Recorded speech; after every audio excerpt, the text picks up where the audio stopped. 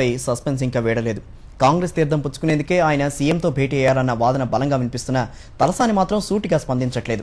ప్రత్యేకవాదంపై greater Hyderabad TDP పరిధిలో నిర్వహించనున్న survey ఆధారంగా భవిష్యత్ కార్యాచరణపై ఆయన నిర్ణయం తీసుకోనున్నట్టు తెలుస్తోంది. టీడీపీ నేత తలసాని శ్రీనివాస్ యాదవ్ వ్యవహారం రోజుకో మలుపు తిరుగుతోంది. ప్రత్యేక తెలంగాణ వాదాన్ని పార్టీ వీడాలని పట్టుబడుతోన్న ఆయన తాజాగా ముఖ్యమంత్రితో భేటీ కావడం ప్రాధాన్యం సంతరించుకుంది.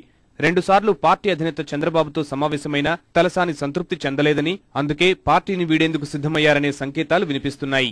సీఎం క్యాంపు కార్యాలయంలో వైఎస్తో భేటీ కావడంతో ఆయన పార్టీ మారతారనే ఊహాగానాలు బలపడ్డా శ్రీనివాస్ యాదవ్ మాత్రం దీనిపై సూటిగా స్పందించలేదు.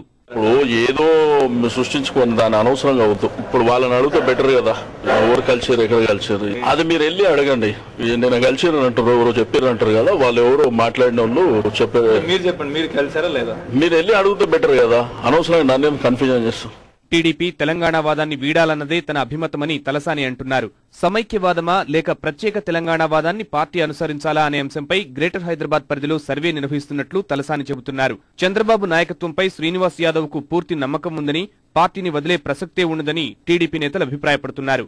మరోవైపు ముఖ్యమంత్రి గోవా పర్యటన నుంచి తిరిగొచ్చాక తలసాని కాంగ్రెస్ తీర్థం పుచ్చుకోవచ్చన్న వాదనలు వినిపిస్తున్నాయి. కాంగ్రెస్